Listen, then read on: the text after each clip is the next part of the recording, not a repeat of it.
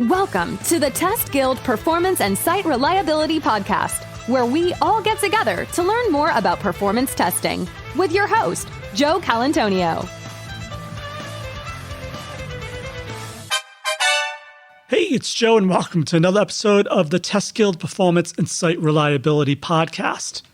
This is going to be a recording I created for a meetup I actually was a guest on for Neotys' meetup run by Henrik Rexed. So it's actually a killer lineup that I was a part of. So I spoke for maybe 30 seconds, but I was lucky enough to be on the call to sit back and listen to the expertise on this panel that included Ian, Scott Stevens, Arthur Luimes, Bruno Audoux, Leandro Melendez, Alexander Podelko, Mark Tomlinson, David Jones.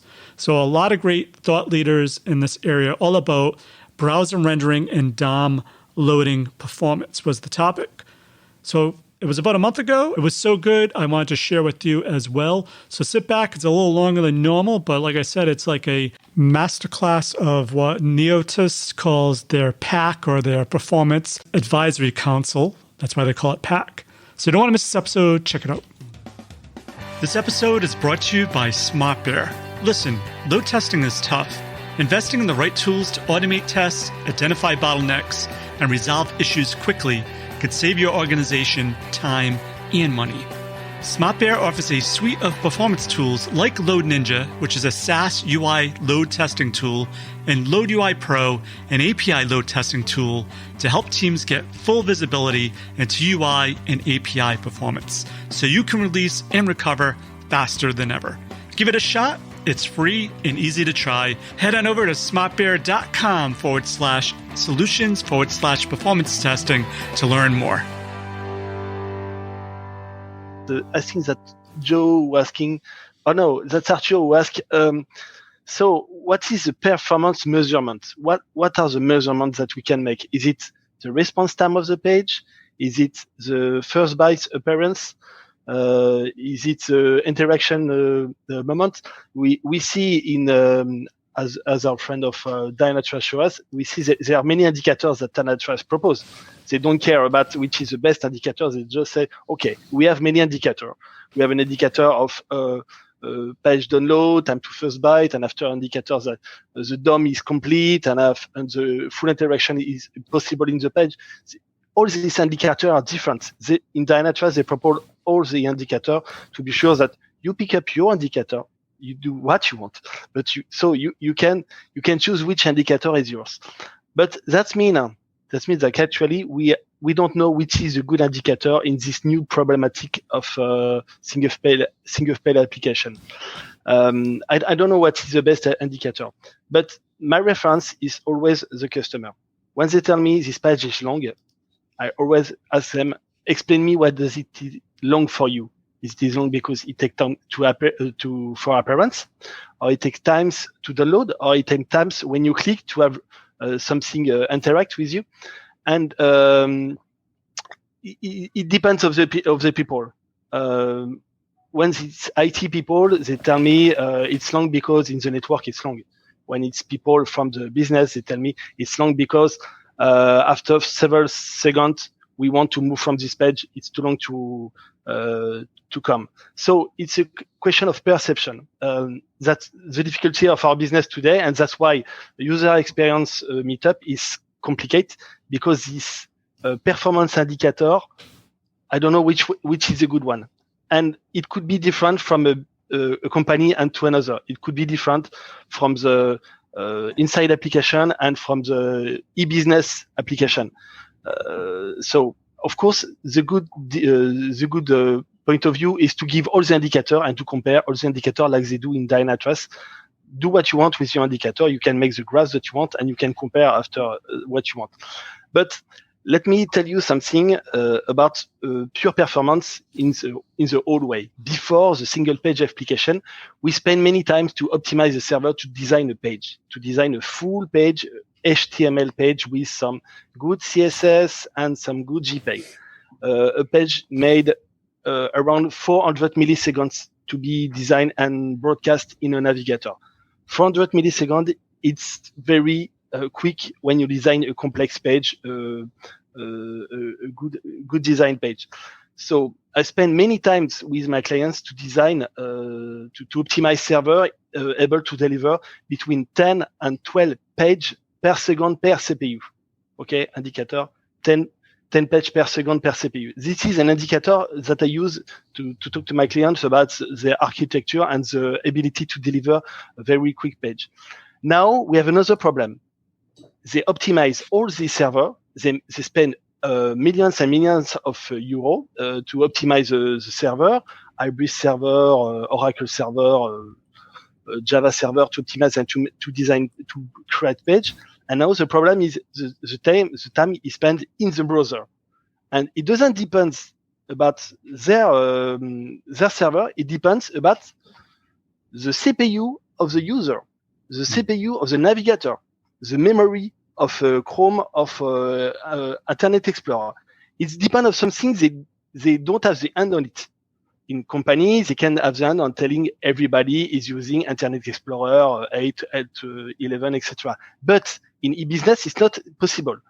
So they are working to spend a lot of money in CDN in order to have cache everywhere, in order to manage this problem of response time with many requests, many JavaScript, many calling of CSS when the XHR is calling a new request. So now the money is not spent in the server, in optimization of server. It's spent of designing page. That's what you said at the beginning. And so the problematic is not coming from us how to design page. It's coming from which framework is the best one. And this question is not alive. I don't see this question everywhere. I don't see this question anywhere. So this could be the good question, which is a good framework to design very quick page. And does this framework give you indicator when you design a page? Does it give you indicator to make quick page? Thanks, Bruno, for that. I think there is from what you mentioned, there is one thing which is important is the and yeah, it's been mentioned by Jan and the others. From the moment you start to be able to click somewhere or to feel that it's been loaded, the customer seems happy. I mean, if you look at Amazon, you can have the page you start to browse and click on everywhere, but in fact, in real life, the rest is still loading in the back end. And as a customer, we don't complain. We're happy about it. And this is the right KPI. When is the customer is able to officially interact with it?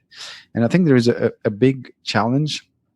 I think there is the traditional web page with tons of JavaScript, and there is this concept that's been mentioned several times, the single page apps. Or concept of lazy loading. I don't know. And where every time you do something, there is no loading anymore. It's just some JavaScript that change the structure of the page lively. So this concept of when should I interact or when can I touch the screen is very difficult to measure. And I have no clear answer. I mean, there has been, by the way, someone in the last virtual PAC, we had a great presentation about it. So how can we time and measure on the browser? So at the moment, there is no clear answer. I mean, I think it's instrumentation. And Leandro just raised just the hand. So maybe you have something about it. Do you have any approach outside of just instrumenting your JavaScript code or your web page to measure where you're spending the time and collect that? Do you have another smarter approach?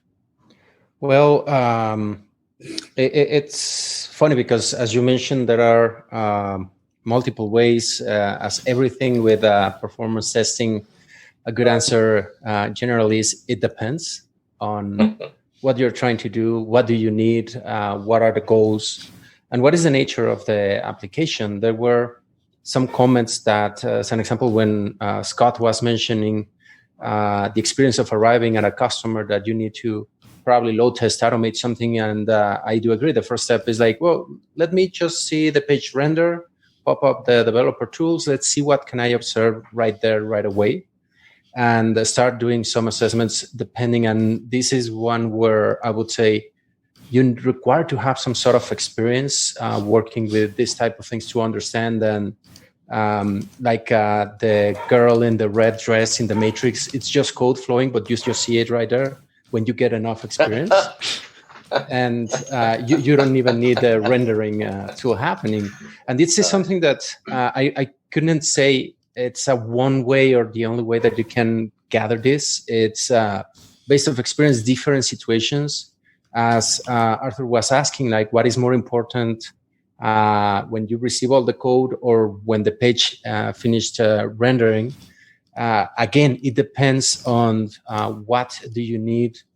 And some of these metrics that you were asking, Henrik, will be very different. As an example, let's say, what is the problem? Some design teams or functional teams that I saw someone asking if this shouldn't be cached on the functional phase layer of the testing process.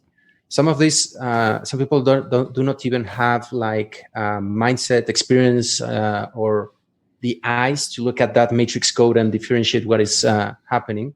When I'll give you a quick example, a couple of quick examples. Humongous JavaScript files that you say, well, it's you think it's a very smart way to do. Why I don't download all the JavaScript that will be needed, even as the user will only click one thing and get away. You're forcing them to download a humongous JavaScript file when it's not needed. Probably even worse because the web developer, again, probably was a designer or someone that was not that aware of that. The expertise area of this person is more on making things look attractive. Probably they put that humongous JavaScript code in the server that has a web application as well. Do not use a CDN, do not distribute this. And this is an example that I have seen lately on many organizations, just because this front end allows you to just bring a lot of information and work with that kind of offline. They are like, okay, the time that the user lands at the page, I'm going to download all the freaking database of records that we have just in case they have to work. And they're like, there's no problem. Well, right now, probably there is not a problem, but let's wait on two scenarios. When 100 people try to access the page at the same time and everyone tries to download that huge amount of data, that's going to be a problem. And down the road, when your data grows large enough and you have billions and billions of records, as Carl Sagan would say, you would have a big problem there where just one user tries to download all the applications. So again, thinking things through CPU cycles, how much are you forcing to not only the CPU to work, the network to communicate, how much RAM, how much stuff are you storing locally? It's a complete full beast that you need to pay attention to. And the metrics and things that you can put to detect this type of things, again, are extensive and very varied to be able to do a one ring rules them all solution. So, Scott, you raised your hand. Yeah, it's a comment was made. I can't remember by who, and I apologise for that. About issues with performance on the back end because a user's machine was under-specced on the front end, and the CPU was grinding through, and basically session states and things like that were being held open for a very, very long time because the local machine couldn't process what it needed to process fast enough, and therefore session, etc., is being held on the server. It's almost in some ways going back to like the bad old days, where if you had a whole lot of users, for instance, who were connecting over 33.6 modems, those were the guys that would kill your system, as opposed to the ones that were coming in over broadband, because again, that connection had to be held for so much longer to get the data backwards and forwards and things like that through the pipe. So it's almost like a case in some ways of what lessons can we learn from the past that can we apply today. And it's sort of like, if the single page app is going to execute locally on the user's machine in like 1 second for it to go through and do all of its parsing and stuff like that, at the protocol layer, can we increase the concurrency across that? It's sort of like we do in any other load test. It's like my user might be in for 5 minutes, but For this, I'm going to vary the session state by, say, 25% either way, and start really, really increasing that currency and see where things start falling over. To Leandro's point, I've worked on a system that did exactly what he was saying about 6 years ago. And it was an enterprise system, and we couldn't figure out why until basically we put Fiddler on and just sat there and watched this thing while we were doing nothing. And we could start seeing all of these calls coming out and figure out that this is the one that we need to simulate. And we traced that call all the way back to the mainframe. And sure enough, it was bringing back everybody's data back to the front end, selecting the record that it needed, throw everything else away, and then repeat the call. So it would get your first name, then it would get your second name, then it would get your address, etc., etc., etc. And each one of these was a full call down to the mainframe. And it's like, it can be done without a tool or without a browser, but it requires that extra little bit of expertise, I think, and a little bit of sheer bloody mindedness to sit there and try and figure it out. It reminds me when you had to deal with the modern web apps and you had to script or build at least a load testing script. People were recording and say, I'm going to record and playback. But in real life, you should not do that. You should do what exactly you described. Look at what happens on the Fiddler when you do nothing. Maybe there are generated by JavaScript, and maybe wants to build a representative protocol-based scripts that reflect what you just described. So I totally agree with you. So David, you just raised the hand. Yeah, no, because what Scott was talking about is just it's so compelling and interesting, and I've run into it so many times now, especially with the people with existing enterprise applications. I put a note of it into the chat, and that is, I've seen lots of insurance companies running software in IE compatibility mode. When they do that, essentially all of that parallelism that modern browsers allow for in terms of supporting parallel connections goes away. And so you can only have 2 connections per domain. And in that case, you get this situation where the client is introducing a instant bottleneck that gets felt by everyone that's trying to connect to that server, because that client is now consuming a whole bunch of connection ports and things like that. It's surprising how often this actually comes up. And for the most part, people become absolutely mystified when you start talking about the details in terms of how browsers actually behave when it comes to handling things like parallel connections. So that is, what Scott brought up was, I thought, very, very interesting. And I can tell you for a fact I have seen this in the real world and continue to see it today. And moreover, I'm going to see more and more for sure. Alexander, you tried to raise your hands, but your hands is like invisible. Yeah, background is tricky stuff. I want to change topic a little and bring it to tools. So it looks like we have at least 4 silos here. People here probably more familiar with traditional load testing tools. Then we have functional testing tools, which now we get more and more get involved with promise that easier script creation. But there is a lot of problems here because usually they were not designed with measuring performance in mind, and actually no information what they support, because for load testing tools you usually know which protocol they support. For GUI tools you usually need to try to figure out what is it working or not, if there is some components that may be not plain HTTP there. Then we have these tools which allow to see what happens client-side at communication, like web page test, site speed IO, which great tools, a lot of information if you have single page or few pages. But as Henrik mentioned, if you have the scenario when you need to log in and do something and have a lot of calls going on, it is big challenge how you can use it. And actually, they also not catching everything. For example, JavaScript basically left behind. So you need these browser development tools to see that. So at least 4 different silos. And the question is how to get them all together to work.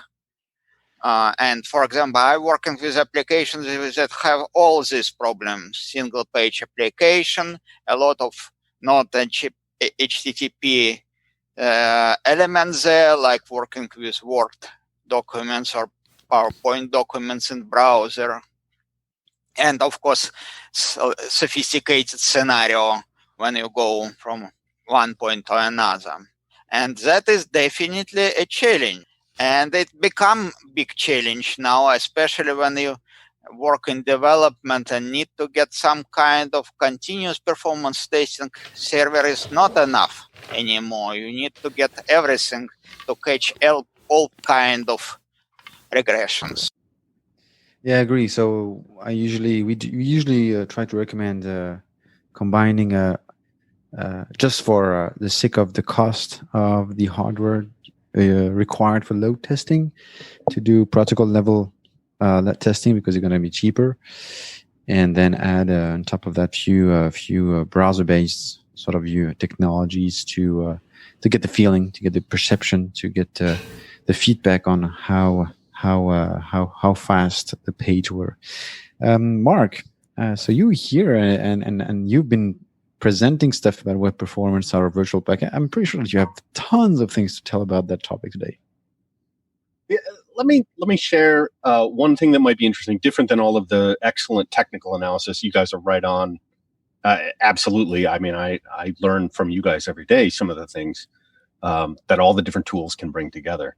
But an interesting story from my perspective, about 15 years ago, witnessing our granddaddy load runner do its work at the protocol level and making great market strides, supporting all sorts of new protocols, the future of the web. And I had worked on the product at a time when Web 2.0 and Ajax frameworks and all this stuff was getting really interesting. And of course, you guys might remember that because of the market dominance of that product, that we had basically told a generation of load testers, everything you need is in Load Runner. That's all you need. All you need is Load Runner. And, to be a performance tester or performance engineer, performance anything, you're the cream of the crop. You're the certified this, that, and the other thing.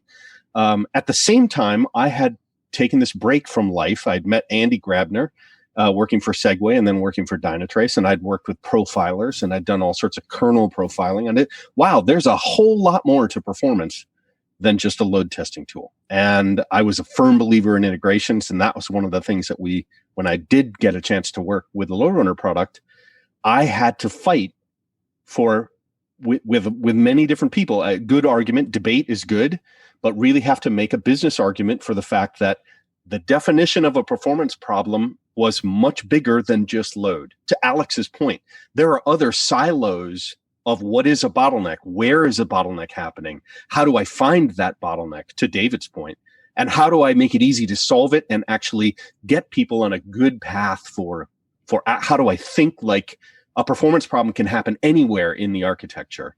And I got to maybe put together 6 or 7 different tools to try to do that in an efficient way across multiple teams.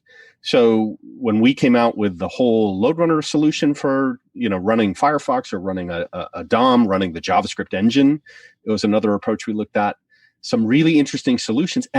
But still we had this, I don't want to call it an army, but we had this huge community of people who were load testers, 90% of them. So if you came to them and said, hey, I think something's slow on the front end over here, like Bruno's conversation, it was like, oh, the answer was somebody else does that.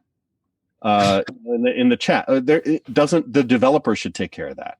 Or, 10 years have gone by, Steve Souders, hey, isn't he a developer? That's not my community. It didn't show up at the HP Universe Mercury conference, whatever no one was talking about. Wow, why weren't we talking about that? So I think there's something about the shakeup we've seen, and Henrik knows this really, really well in terms of how the different load tools have come to expand and embrace or be inclusive of all the different places that you can find a performance problem. And to some extent, I'm responsible for saying, yeah, I'm a load tester, but it's not enough. We have to change. And that for me, that was 10 years ago, and started going off to do other stuff with Shunra at the network level, working in the other applications that were doing cloud-based load testing and finding other infrastructure issues in the cloud, which led to the whole conversations about CDN. And then within the last couple of years, you're right, Henrik, it's been like, how do we do a better job with tools like Fiddler, and doing a lot of work with Dynatrace to just tune into how are we getting that full picture of the stuff. So there's something to be said for, I'm a load tester. Well, that's only one silo of the 3 or 4 or 5 silos. And your thinking should be one silo, the whole big thing. You should be an evangelist or a enthusiast for performance wherever these problems may happen. And whatever tool you might use, bring them together, put them together, just like David said. So yeah, definitely. And I'm happy that you bring up the network emulation, because there are still so many people who not even consider putting a network constraints when they do load testing. They are pure load testers. So they do scripting, they fire the load and say, hey, network is not my problem. I'm going to fire. And whatever it is, I'm going to measure the performance. Yeah. And this is just an example. And you're totally true. People, there are still people say, I'm doing performance testing, but in fact, you're doing just load testing. Right. And I think we have to open up and say, hey, there are plenty of various things that you need to consider when you deal with performance, not only load testing. So I'm pretty. I'll just give one shout out. Many years ago, I did a workshop, like a half-day workshop called Slow Motion Performance, and it was exactly doing front-end performance.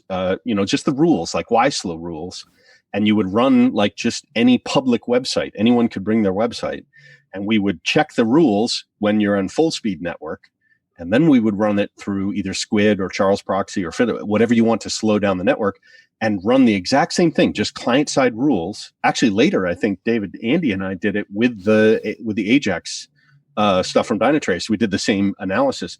And of course, suddenly people start seeing the order and sequence of stuff rendering, and then CSS doing its work. And, it's all based on when the resources were downloaded. And you see this really, suddenly everything's in slow motion. You'd be like, oh, what was that? And what was that? And why isn't the first thing that renders the give me money button, in e-commerce, right? Or, do the thing I want you to do button should show up first. Then put the pictures and the colors and all the other stuff. One of the biggest ones was watching Amazon at the time, Amazon.com, render, because they had done this amalgamate web page with all this asynchronous loading. People were like, oh my God, I've never seen like the actual slow sequence. But you can find all these interesting other bugs. You can see stuff that loads, that's like, wow, that's weird. That's actually, oh, look, there's an object that we can't even see when it fully renders. Then you can go like functional exploratory testing. You can tear the web page apart because there's these hidden things in there. Yeah. Slow motion performance is a totally fun thing to do.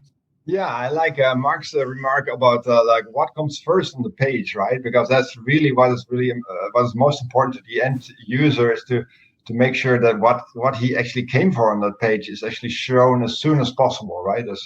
And I think it's not just that it's shown as soon as possible, but also when it's there, it actually stays on that page, right? And it's not being then when you start to read the blog message that is suddenly pushed down because there's an advertisement coming on front. So you can say, okay, my first meaningful paint is there really soon. So I start to read, but then I lose it because there is another ad or something else that moves on the page. So, and I think there are other aspects as well. There are aspects to perceive performance which have to do with if you have an animation, so you click on something and a new page comes up or a button appears or whatever, that this animation is done in a certain frame rate which looks like it's fluent, like it's a fluid motion. So you click on it and it could open up like that and not stutter like that, because that it appears slow again. So I think there are many aspects to to perceive performance, which are very interesting, and they're much wider than just a response time measurement or something that we could put a second on. And many of them have some sort of a psychological aspect to them, right? Well, how does the page feel? So suddenly psychology, or at least some sort of awareness of how that page will create a kind of feeling for the end user, suddenly becomes important. Now that, for a lot of our techies, is a very difficult thing to grok, right? So how do we now suddenly define something which seems to be so soft? So that's one of the points I wanted to mention. Another point I wanted to mention is that we talked about browser-based load testing. I think that's really what we're going for. It's not just that we can reuse the Selenium scripts or the scripts that our friends from the GUI tests are creating, but also it really will make our load testing scripts a lot easier, I think, because you only have to deal with what is on the screen and not all these different Ajax calls which go behind, not all the parallelism. So now the question is, how would you deal with that? And that's why I think here is where the cloud comes in, and where the hardware, which is getting cheaper like by the month, will really help us. So maybe not this year, but next year, I think we will be able to perform browser-based load tests, simulating hundreds or maybe thousands of browsers at the same time, and really do what the end user is doing, and really see and measure with tools like Dynatrace, for instance, or other tools, to really measure what the end user is seeing. And I think that is really the end goal of what performance management is about. But do you need thousands and millions of browsers to achieve that? It's a good point. You could actually say, well, I want to simulate a million users coming to my website, but they're not all coming at the same time, right? So what you could do is you can take, say, a couple of hundred of browsers, open them up on pods or on Kubernetes or any kind of cloud solution that you have, and then make them run simultaneously, right? So that the number of concurrent browsers is still a lot less than what you would have in reality, but you will still get the load on the server that you would normally get. Yeah, but I think that you mentioned the feeling, and I love the story that Vasilis came up at the last PAC. I don't remember the exact story about the airport. I don't remember which airport he was referring. I'm trying to search in Google, but I didn't find it. The story is that the passenger was complaining because every time when they were getting out from the airport, on that specific airport, which one I don't remember, they had to basically walk 2 minutes and then wait for the luggage for 10 or almost 50 minutes. So people will say, hey, it's unacceptable in this airport. We're waiting forever. I'm complaining about it. So they make some study, say, how can we change the perceptions? So instead of coming to the terminal A, which was quite close to luggage, they were changed the arrival to terminal B. So now people were walking during 50 minutes, then going down to the stairs and waiting almost 30 seconds and get the luggage. And people will say, wow, the service is amazing at airport because it comes very, very fast. So everything is about perceptions. So I don't think that simulating thousands of browsers is required. Yeah, so I just wanted to add part to the comment. I wanted to get back to something that Arthur had talked about earlier on in the conversation, and that is trying to pick, functionally what the right metric is. And so I just wanted to introduce everyone, who's new to this, to have a view as to if you're going into the Chrome developer tools and doing a page load and you actually do the performance analysis, exactly what you get treated to. And I think, this is an absolutely fabulous, fascinating view.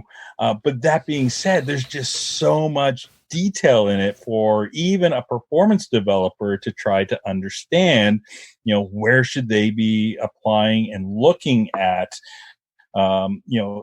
their efforts to improve performance, because this is just literally loading an individual sample page that we had showed before.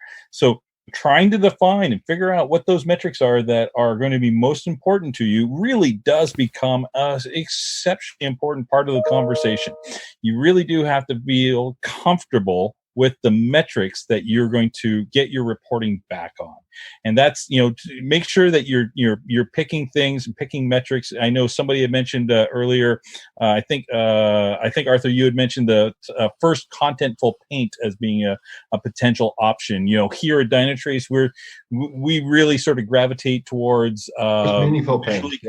The visually complete. But that being said, we know that there are people in the industry that are, interested in some of these other metrics. And so we're actually just sort of sneak preview, let people know where we're heading. We're actually adding things like the first contentful paint, first meaningful paint, first time to meaningful interaction. So we're adding those metrics into Dynatrace as well, just to give people those options of being able to, choose a metric that, they feel comfortable with. So before we just say goodbye, and maybe we will probably organize another PAC meetup, I'd like to make the conclusion. So I will ask first Joe, who his final thoughts, the final recommendations on the discussion we had just today. So my final recommendations is low tech. I think Bruno said it best, is that understand your users. I know it sounds obvious, but most people don't listen to the users. I used to work for a hospital with radiologists, and we used to not speak to them and not know they were saying something was slow because they weren't able to do their job fast enough in a particular area of the application that we never focused on. So looking at all the graphics, all the metrics in the world would never have told us that. So, sounds stupid, but, talk to your users, find out what performance means to them, and then focus on that. Jan? Yeah, I agree, Joe. It's at the end of the day, performance is a user perception thing. It varies across, what the application is being used for, whether you're buying stuff, you're a radiologist, you're in some other, and so, good performance means different things to different people.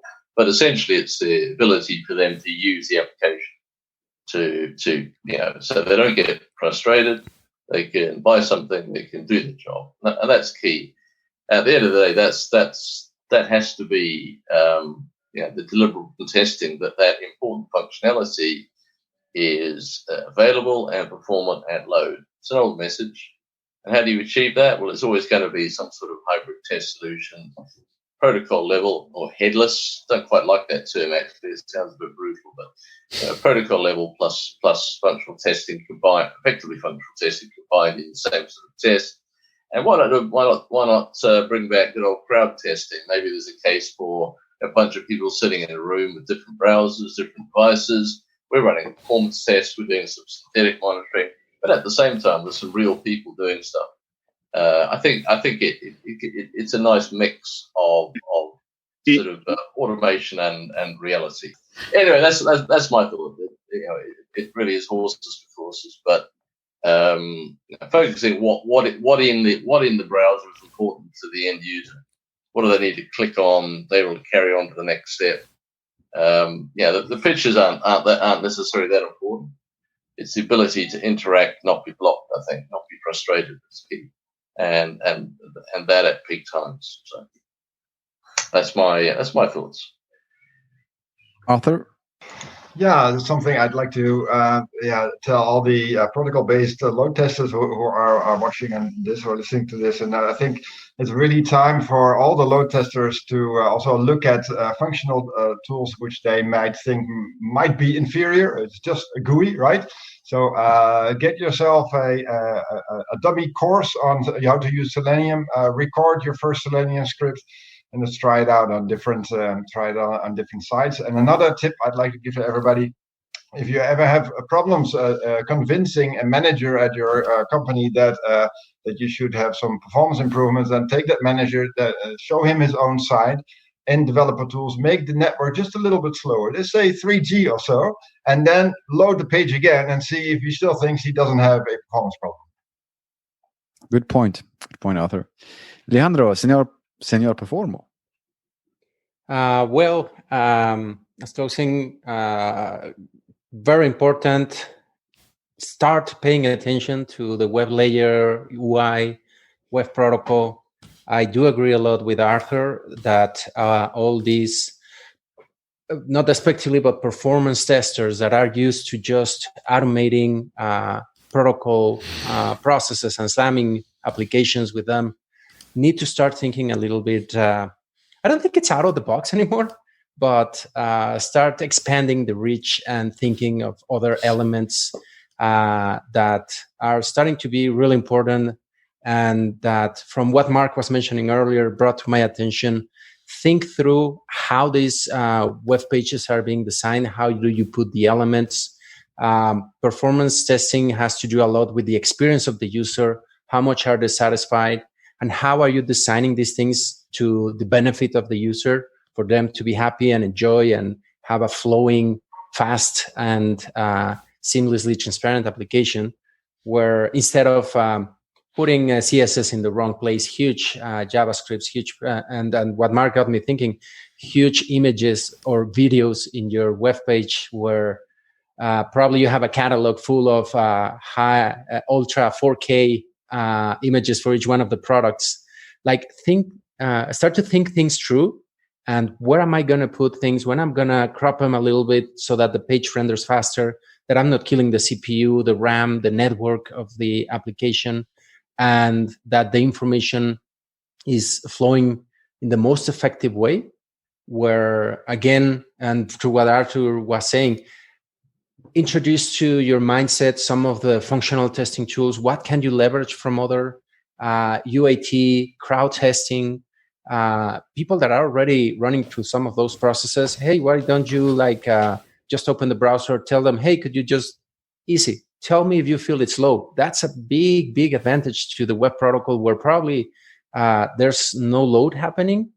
And you can start detecting some of these problems. And it's a big complaint that I usually have when I get to projects and, hey, you need to load test this. And manually, as Scott mentioned, I get to a customer, the thing is slow. I can just quickly open and say, here you have a problem, here, here, here, here, and wonder why no one ever mentioned this, why no one in the team, the Agile team, noticed it, mentioned it, reported it. Why is it not something to call your task completed, your little post-it, and say, I'm done? To say, hey, it goes fast, it's seamless, I'm not annoyed by it. And well, I'm extending too much. Just to resume, pay attention to web, expand your horizons as a performance tester, and pay attention to the other levels, tiers, network slowing, content, thinking through a table that queries the request one row at a time. Think of those assigned matters. And I see some laughing. Everyone has experienced some of those things. Big performance scene to commit. Be careful with all of those. Thanks. Bruno.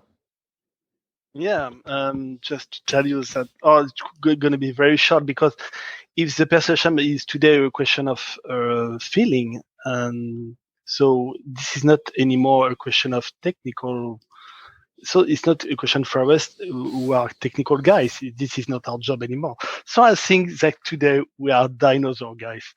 That's probably the end of the job for us. Now we are dinosaur because we make all the job to optimize all this web server, all this architecture, front, back, etc. And now the question is not anymore our business. Maybe it's a question of perception. So let's work with social people who are able to explain to the customer or to the company how to spend 1, 2, or 3 seconds to have the information in the website. Thank you. Scott. I think the interesting thing from my point of view, this isn't a case of either or. You don't do this or do browser testing. I think it's a case of both.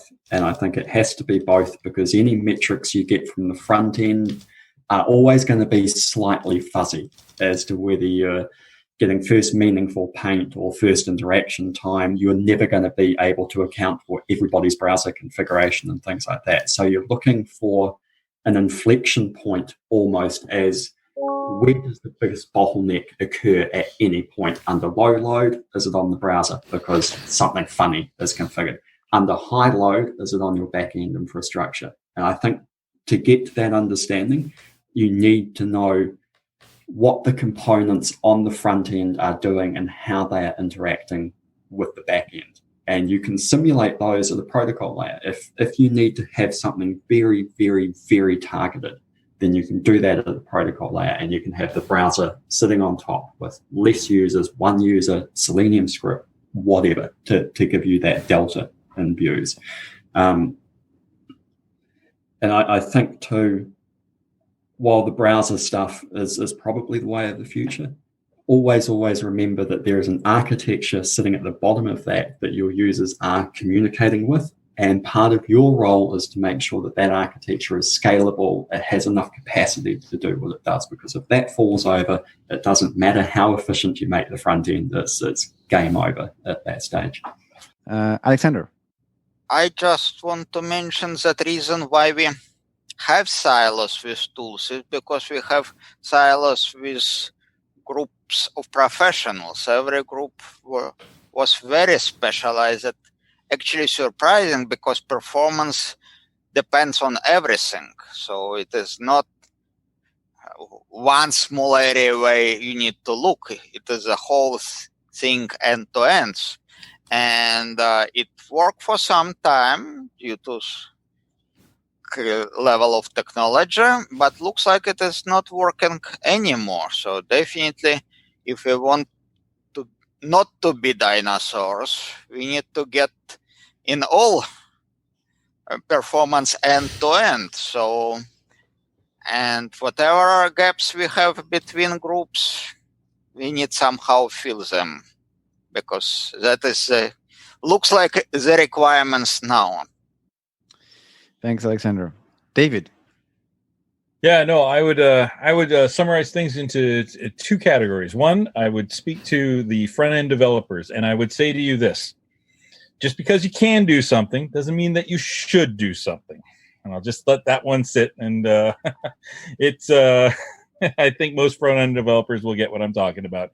But for the folks that are really involved in the load testing side of things, really, my recommendation is when you're doing your load tests, ultimately everyone's been giving great advice today. This has been, I think, a fascinating subject, but make sure that you're always testing from an outside-in perspective when you can. You want to test the entirety of that application delivery chain, because as so many of us has pointed out, there are potential bottlenecks that you may have missed if you've only been doing your testing internally.